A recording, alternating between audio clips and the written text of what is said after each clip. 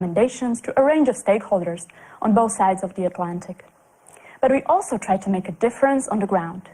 By partnering with other think tanks, universities, public institutions, or media, we created 2 online courses on disinformation. We develop manuals on strategic communication. We provide trainings for public officials or NGOs. We even engage YouTubers in a campaign focusing on young people. With all these activities, we generate new ideas, provide creative solutions, and engage relevant stakeholders to drive positive change towards more resilient democracies in this dynamic and digital age. To find out more, follow our debates, our social media, and visit our website, globsec.org.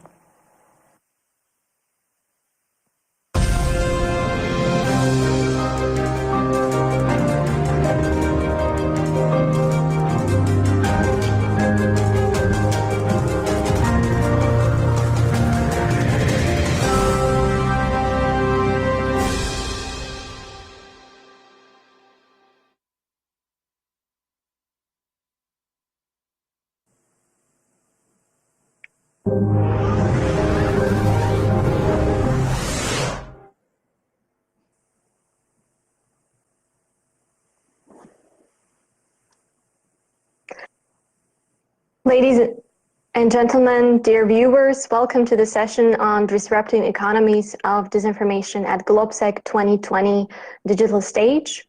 My name is Katarina Klingova. I'm a Senior Research Fellow at GlobeSec, and it is my great pleasure today to moderate the session. I'm very delighted that I'm being joined today by my distinguished speakers and panelists. I would like to introduce you Vladimir Bilčík, the member of the European Parliament. Bran Baltzman, Deputy Chief Technology Officer and Senior Information Scientist at RAND Corporation. And Claire Melfort, Co-founder and Executive Director of the Global Disinformation Index.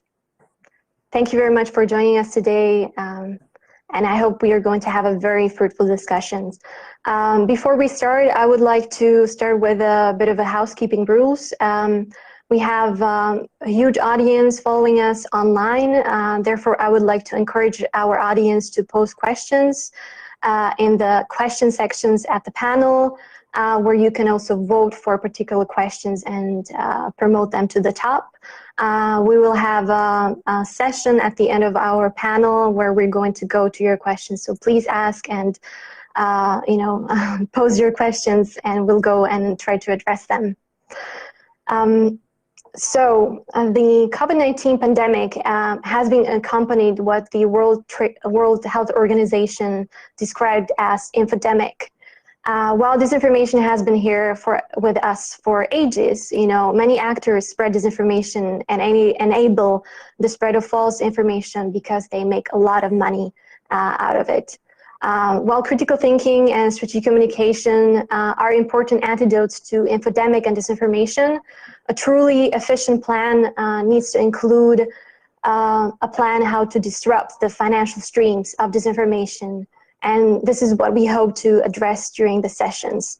Therefore, I would like to start with Claire because she's from the Global Disinformation Index, and they did a really good research on it. And I would like to ask her, how is disinformation monetized online? Who is making profit from disinformation?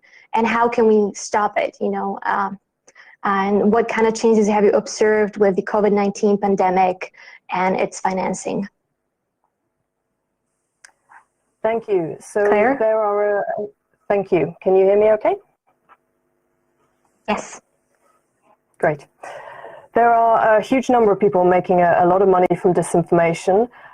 We at GDI estimate that around $250 million a year is made across disinformation sites. We did a study earlier this year just looking at COVID-19 disinformation, which estimated that around $25 million would go towards COVID-19 conspiracy theories, bunk cures, etc., just in 2020. The reason this is possible is because of the huge increase in use of programmatic advertising networks, which place ads based on the number of clicks a piece of content gets. So all a disinformation actor has to do is make clickable content.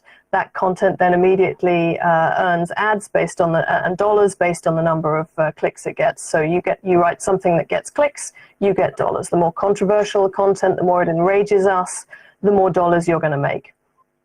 And this is true for COVID-19 disinformation. It's true across all sorts of conspiracy theories. And what we're seeing is that many of the same websites are trafficking in a lot of the same conspiracy theories, whether it is COVID-19 or anti-vax or climate change denial, anti-Black Lives Matter, anti-Islam, you name it. Many of the same sites come up time and again, trafficking in these conspiracies and this highly divisive content, purely because, or partly because, it is a way of generating high traffic volumes and therefore high amounts of advertising revenue. But I would just want to add that advertising is not the only way that disinformation merchants monetize their content. There is merchandising. There are plenty of shops on Etsy, on eBay, on Amazon, where people sell merchandising that makes money for their particular conspiracy theory. And it also stretches across payment systems. So there is a whole ecosystem of ways that people can monetize the sort of divisive, polarizing, and extremely harmful content across a whole range of narratives that we've seen particularly painfully brought to light through the COVID pandemic, which has resulted in people dying from bunk cures, for example, and has undermined the work that public health authorities are doing to try and get high quality public health information out there.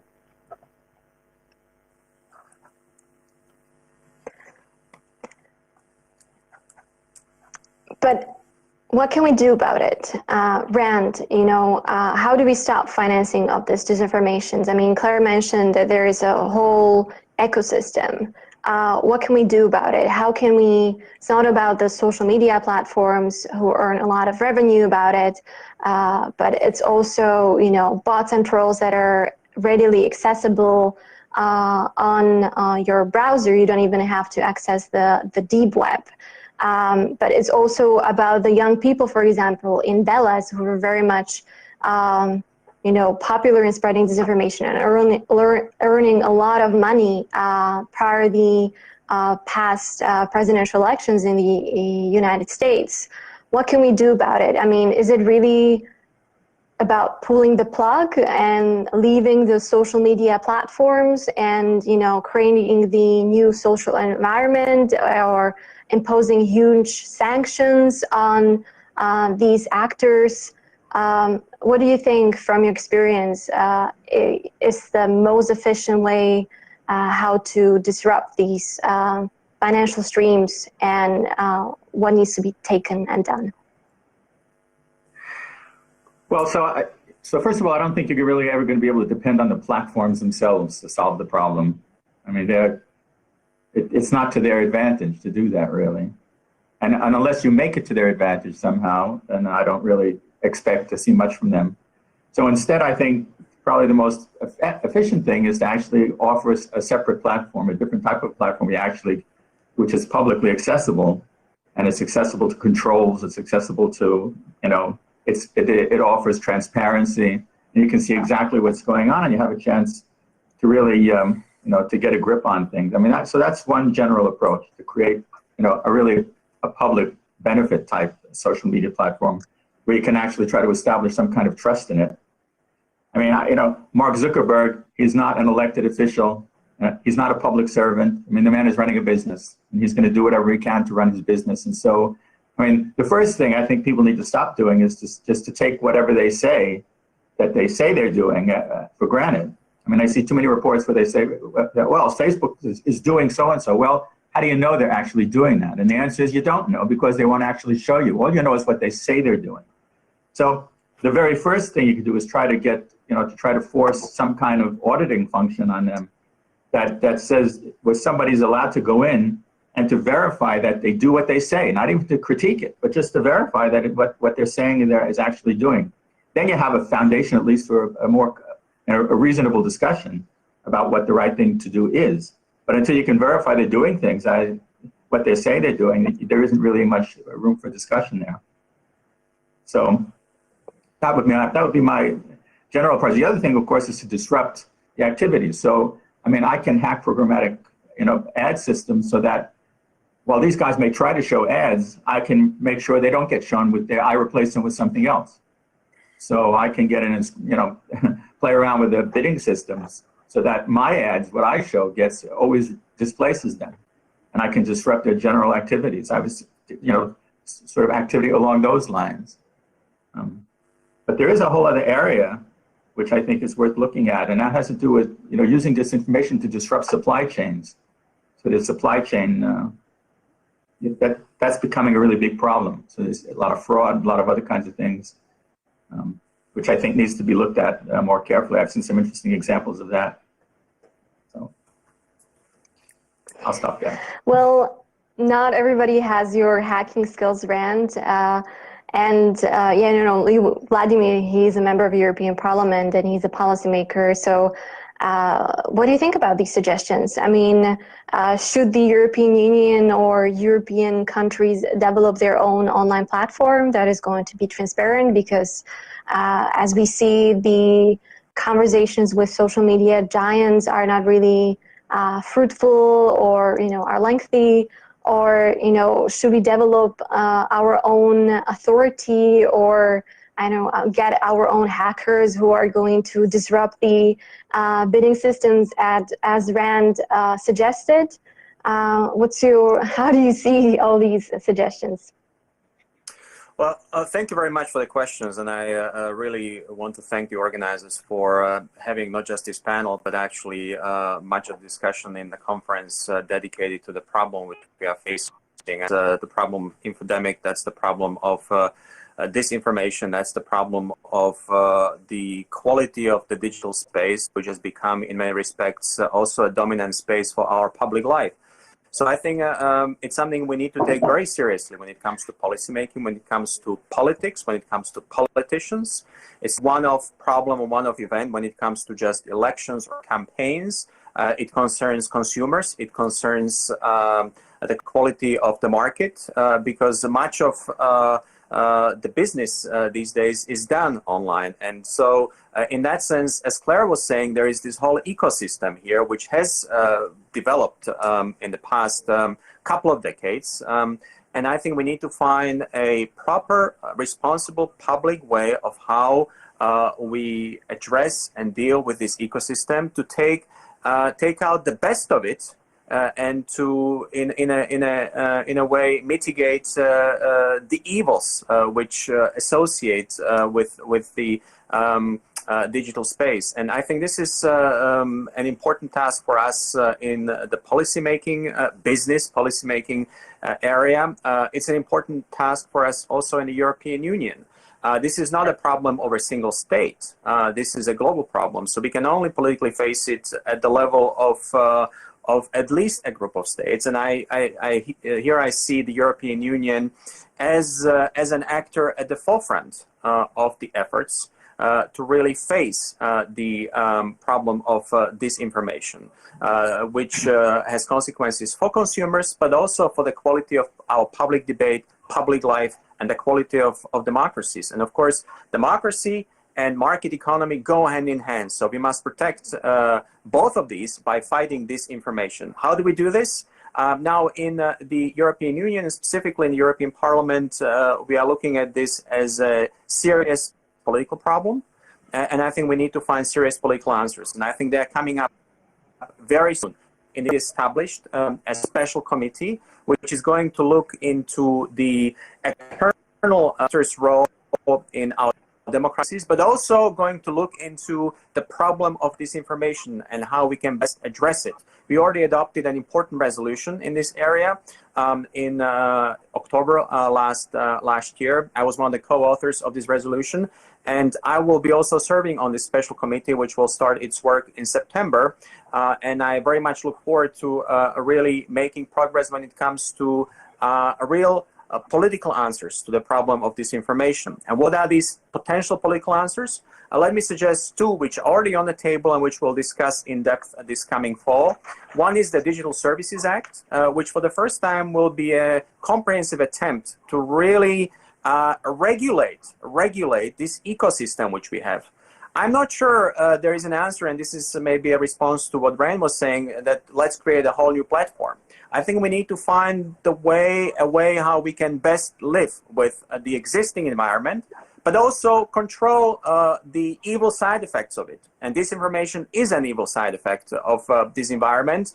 It can kill, as the pandemic is showing. But not just the pandemic. Look at the genocide in Myanmar, for instance. Had it not been for Facebook, perhaps it may not have happened the way it did. So really, disinformation on social media, on platforms, has real consequences and is a matter of life and death, and oftentimes. In addition, of course, to regulation, it's also active promotion of active citizenship, of fact-checking, of awareness, of strong media. We need strong, free, responsible media.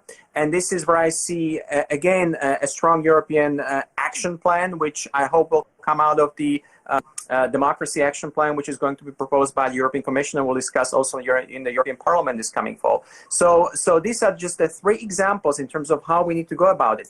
And let me just make one last point here. I think it's important that Europe acts here, shows the leading way how we can deal with this to the world. But also it's important for us in Europe because we have smaller and larger states. We have some states which have already attempted to regulate the digital space and the platforms, notably Germany. But we have smaller states who really don't have the power on their own to get in the direct conversation with Facebook, Google, and the other global platforms. So that's why I'm saying we need a proper European policy action, including regulation, which will force the platforms to be as transparent as possible about what they are actually doing and how they are fighting disinformation, among other things. And we can only do this effectively at the level of the European Union. Claire, when you hear these policy measures that are being prepared at the European level, what do you think about them? I mean, is this enough? And then secondly, you with the Global Disinformation Index have been monitoring a lot of activities of the private companies within this pandemic, but also because of the Black Lives Matter initiative. We saw a recent initiative, Stop Hate for Profit, being emerged and launched. Is this enough? How do we spread it around? How do we build this corporate social responsibility, not only among the businesses, but among the individuals who themselves, can spread disinformation and make money out of it? So I think the first part of the answer is it can often feel like it's the internet's a big place and it's an intractable problem. But actually, if you focus, at least as the first stage, on demonetizing disinformation and breaking the revenue flows, it becomes a much more tractable problem. 3 out of every $4 that go to disinformation, particularly the COVID disinformation report we most recently published, were placed on those websites by Google. Google is by far the biggest ad exchange. It places by far the largest amount of ad dollars in the open web. So it's actually a pretty tractable problem. If Google would agree to stop providing its ad services to the worst 100 or 200 sites that traffic in COVID disinformation, in anti-Black Lives Matter conspiracies, that would be a significant blow to the incentive to people to create that sort of disinformation in the first place. So the first thing I would say is it is a tractable problem. The second point I would make is we do need a systemic solution. It cannot just be about Google, because if Google stops funding or providing ad services to certain sites, they will just go elsewhere and find another ad exchange. So what will really help is providing, and regulation has a key role to play here, establishing a common set of standards for what sort of content can be monetized. So for example, GDI provides a risk score for every news site.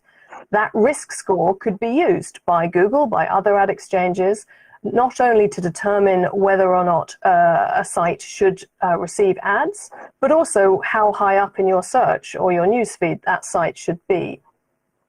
And if the thing that would significantly help with the next phase of European regulation is if some sort of common standard, common risk standard was included in it, and if the enforcement mechanisms were really well thought through. What we saw with the Code of Practice on disinformation, which was a great first start, but the enforcement mechanisms just weren't there.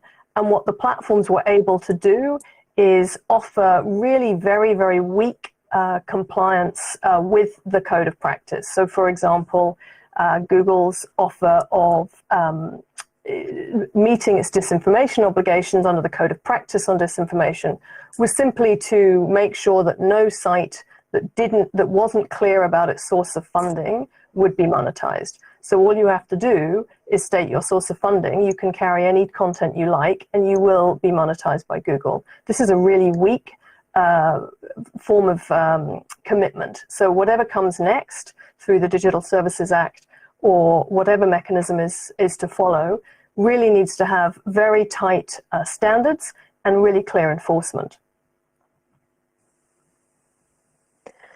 Vladimir, how do you perceive these suggestions of Claire's? I mean, is this something that you're going to be pursuing at the EU level? I mean, do you see this as something that could be implemented into the European Digital Service Act?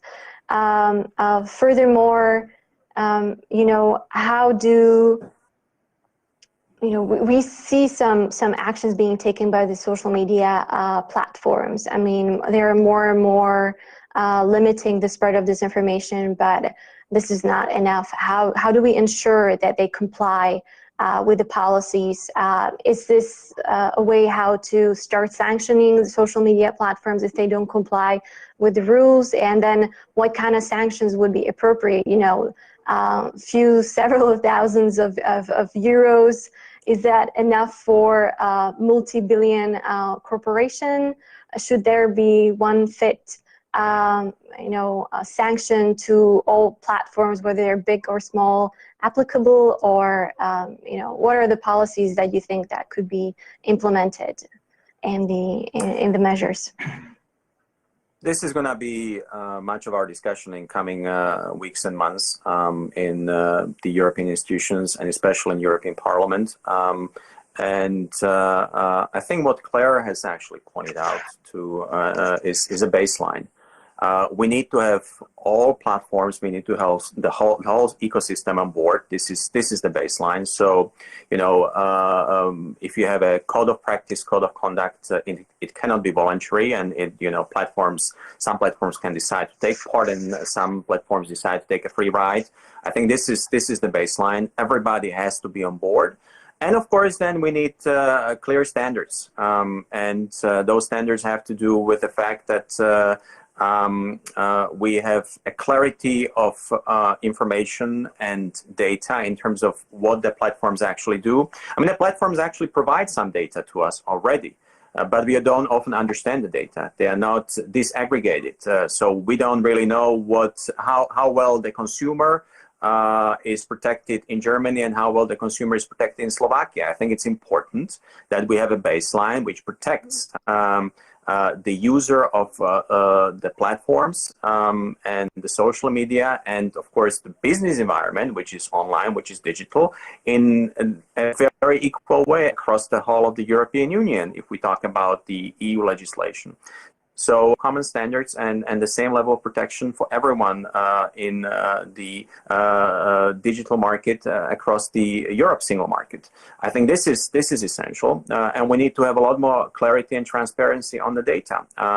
So in a sense, we need to force the platforms to behave responsibly.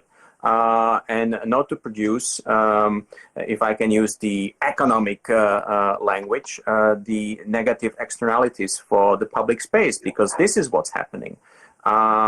Just like we regulate big business, just like we regulate the banking sector, just like we regulate much of the market because it produces things we don't like, environmental damage, for instance, we must regulate the digital space. So it serves us well, and it has served us very well. You know, the digital revolution has been something many of us have welcomed, but today we are critical because we also see that it produces a lot of problems for our daily lives.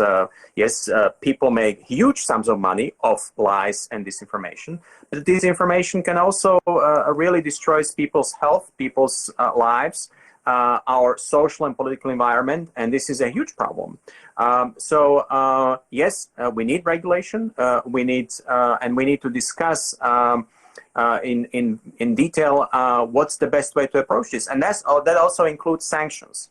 But I wouldn't start the political discussion with sanctions. I think sanctions should be the last bit which we discuss, and of course, for all these rules to be effective, we will need sanctions as well. But I would engage the business here in a way in which we engage any other business which produces a lot of public good, but behaves also responsibly when it comes to all the bad byproducts for the public space. And I think this is where the platforms basically will not act on their own. That's clear already, unless we regulate, unless we legislate, and unless we engage very, very seriously politically with this. And by the way, and that's my last remark here, this is not an issue for a few select policymakers. This is not an issue which should concern us only when it comes to elections, campaigns, or big scandals. This is something which should become the way, a part of, an integral part of our policymaking when we think about health policy, social policy, all sorts of public policies. We need to think about the digital space, the online space, because of course this is where much of it takes place in terms of the interaction, the information, but also the business which is done alongside it, and we simply cannot create policies now without regulating the digital space. We see that some social media platforms are already taking some measures, but of course the spread of disinformation is not just about the social media platforms, but we see that Google, for example, will stop putting ads on websites that have been known to spread disinformation. But it's not just about that. Is it enough? We don't know. We don't know how effective that is going to be. We don't know whether the data provided by them or by Facebook and other social media platforms is going to be relevant and trustful, let's say. But we've seen both Claire and Vladimir talk about setting a certain standards and principles in the European information space, but we see that a lot of these social media platforms are actually based in the United States, where RAND is based.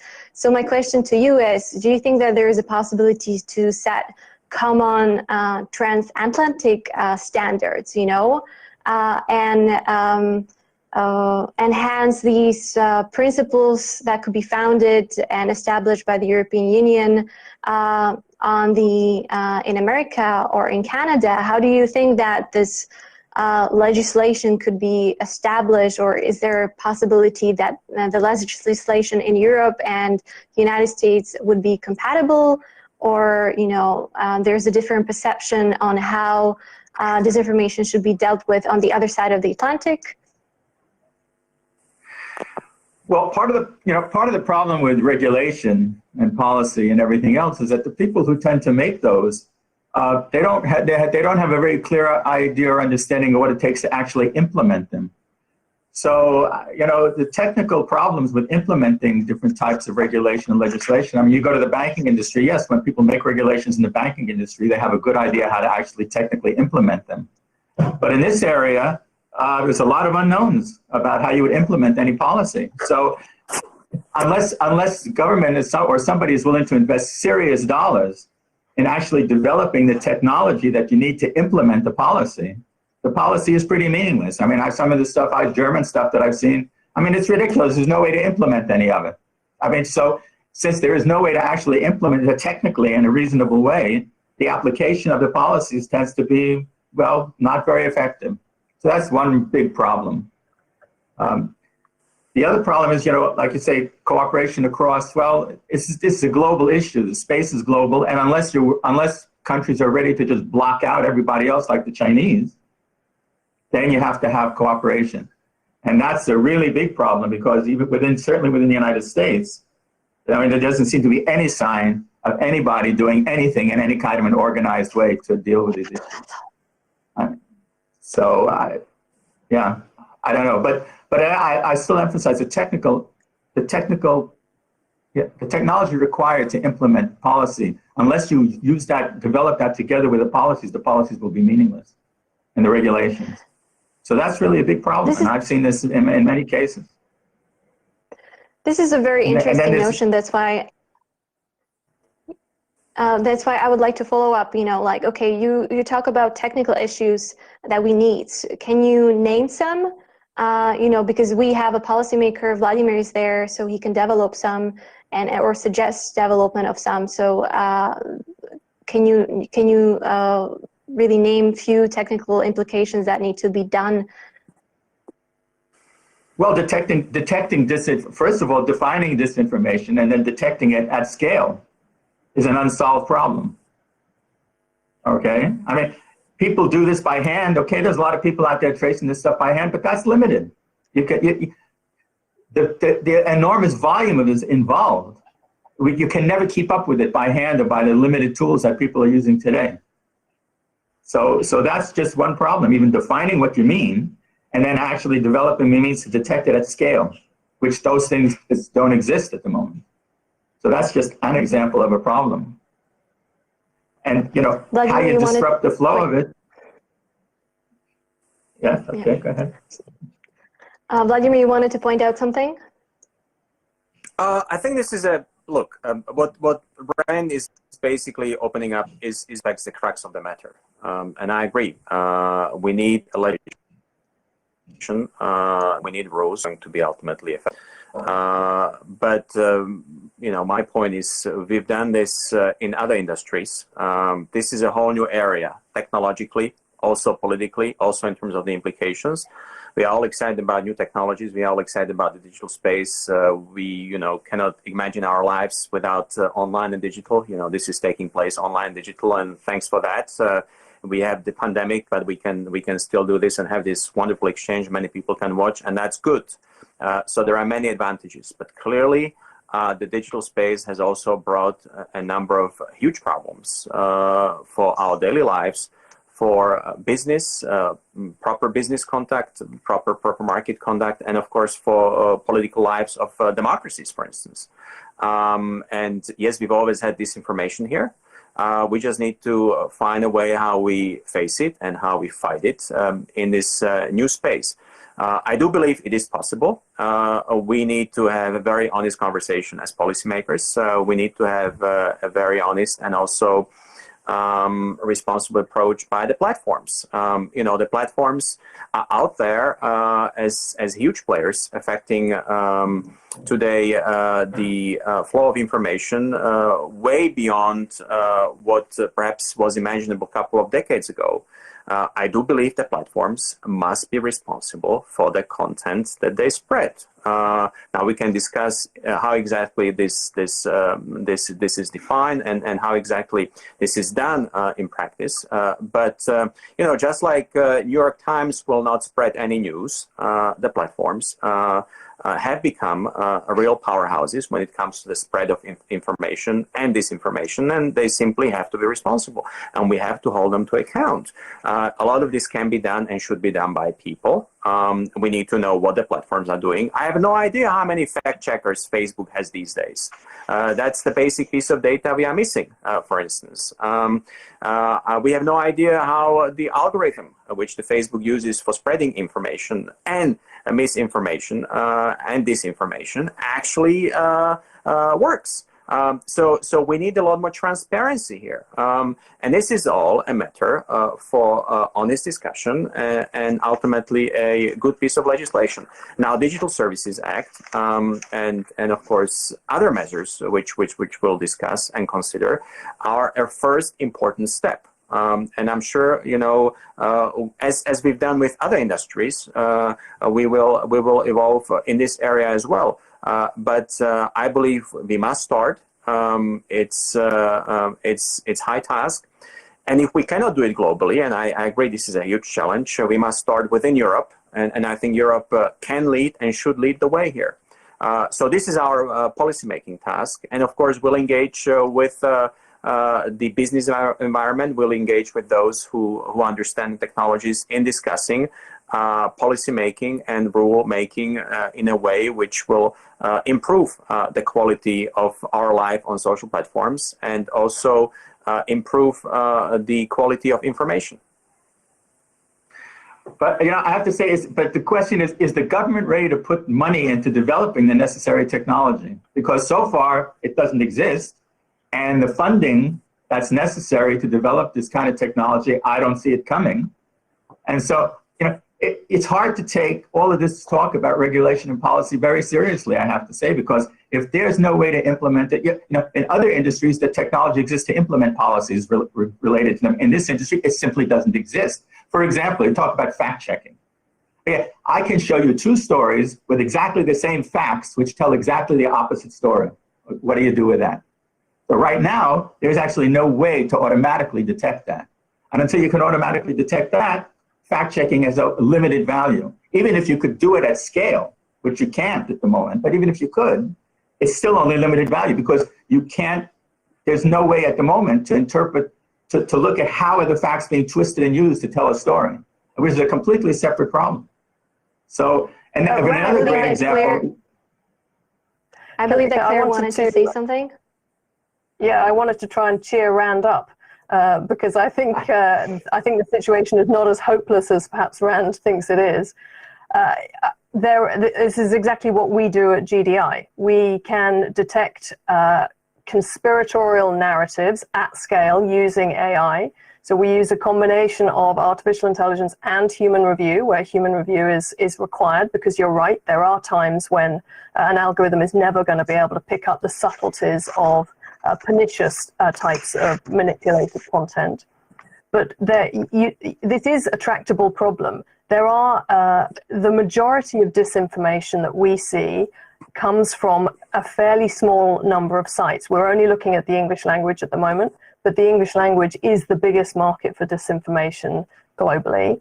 So you can look for narratives and topics that frequently appear, and you can do that at scale. So you can look for COVID-19 disinformation, you can look for anti-Black Lives Matter topics, and you can very accurately detect with an algorithm through a combination of the way the language is written and the type of site it's on, whether or not it's going to be higher risk of disinforming. And all you're looking for here is not an absolute, this is definitely false. What you're looking for when you're trying to defund disinformation is this a high-risk site? Is it the sort of place an advertiser would want to have their brand? You then give that risk rating to the advertiser in real time in the ad bidding system and allow the advertiser to choose. This is too high risk for me, I don't want my ad here, or I'm fine with this level of risk, my ad can go here. So it is a tractable problem, at least at the level of defunding it. Well, so what about the advertisers themselves? I mean, you're talking about the sites, but I mean, if I'm if I want to really spread something, I'm going to be the advertiser.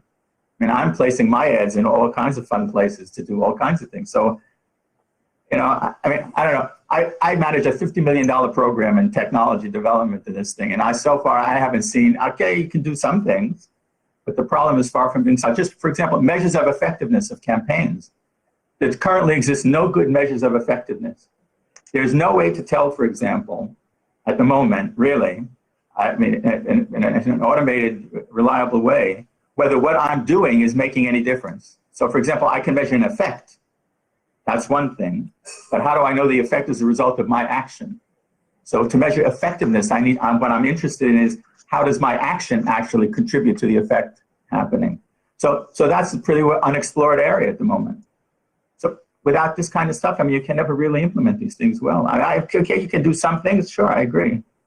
But somebody can always outpace whatever you do by hand. I mean, whatever technology you're using right now, I mean, there's always ways to get around it. I mean, and there has to be more effort put into developing that kind of technology. I love the fact that everybody's super passionate. I absolutely agree that we have to do a lot more, and by I think especially the pandemic and the information we're getting out of the pandemic, and of course the pandemic is not over; it continues, and we are starting to learn to live with it. Is really another game changer in this. We are realizing how much damage disinformation can do to our lives, and I think this is also catching a lot of attention of governments. I think the issue is becoming politically more and more salient. We will certainly make sure it does, and I think this will put the pressure on the governments, both individually but mainly collectively. Again, I think this is where we need European action. We need EU action. We need European money. We need European investment, because this is going to be European regulation ultimately, which will make sure that we can implement it. So this is also one of our tasks ahead of us. Sure, technology will always be a step ahead of us, but I think we've gotten way behind the technology, and we've allowed too much money to be made of and too much damage to be done through the spread of disinformation. So we really have to get serious about this, and I'm hoping that indeed we can have a very good start here legislatively and also politically this coming fall and next year. We came to the time when we go to the questions from our audience. We'll try to get as many as possible. Okay, we have one question from Andrej Matišak that is addressed to Rand. It is less about monetization, but more about the political power of conspiracy theories. QAnon is a relatively new thing, but quite successful conspiratory movement. How dangerous do you think QAnon is? Is that I think they're extremely dangerous. Okay, and then we have another question from in person. Hello everyone. Can you state your question? Yes, sure. Hi there. What? My name is Miroslava Sawiris, and actually, thank you so much for this very fruitful discussion on disinformation and potential solutions. My question is to Mr. Bilčík, because now the talk within the European Union on the Digital Services Act is actually quite exciting. But I guess it's going to be really important what will be, the crucial parameters that this sort of regulation will take. So one of the main issues that is being discussed is whether actually the liability rules for online intermediaries, that is digital platforms, will actually need to be updated, or whether you think that the current state of affairs is sufficient. Thank you so much. So we have two questions, one from Miroslava. Let's start with you, but keep it please short, and then let's cover the question for Rand about QAnon. I will be very short. I don't think they are sufficient. That's very short. And I'll also be short. QAnon, these are extremely dangerous people. Okay. Simply because they're selling stuff people want to buy. Okay. So since you're super short and very effective in addressing these questions, let's go to another question from the audience. There's one question from Craig to you, Mr. Bilčík. How are they working with tech platforms on aligning their ad and content policies to stop ad-funded disinformation? I think that's dealt with the European Union. So how is European Union working with tech platforms on aligning their ads and content? I think this is going to be, obviously, this is going to be a big task in terms of how we address this issue in a comprehensive way through the Digital Services Act. The discussions have been going on at the level of the European Union. I must say that the tech giants and digital platforms are very active in Brussels, and so there is a big conversation going on, and I'm not going to give you an answer in terms of how we're going to do this, but this needs to be part of the way how we address the proper digital space.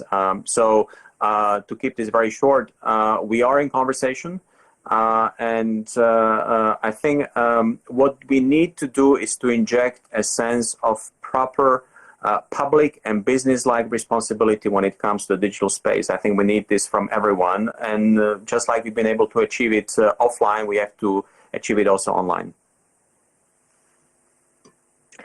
Well, thank you very much for your inputs. I mean, we're at the end of our sessions. For me, it was very interesting, and I love that everybody was so enthusiastic, and you could see it by the fact that we were jumping sometimes into each other's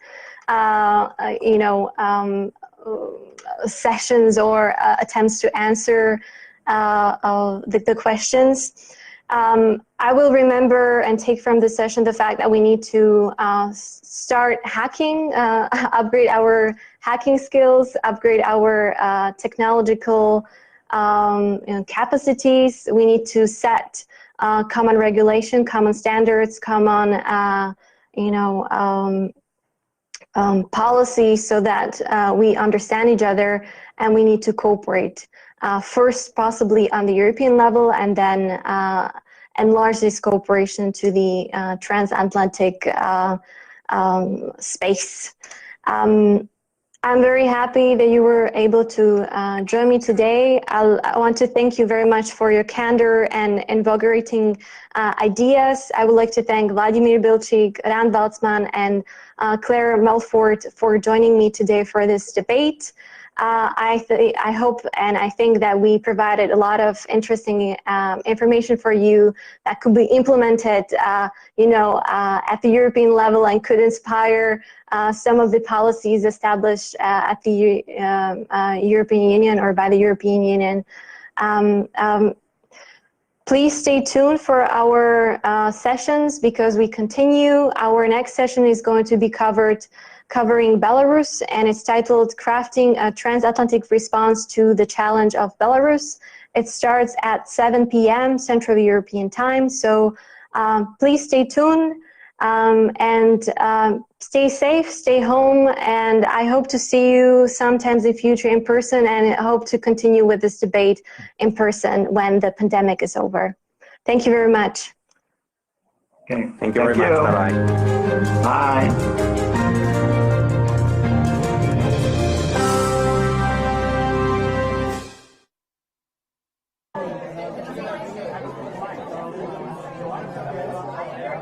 So yes, the public can work together with the private sector to secure our infrastructure and to help keep society safe. In my job at the United Nations, in fact, bringing the public and private sector together is a key part of it. Technology is part of the problem, but it's also part of the solution, and it can only be part of the solution when we have the private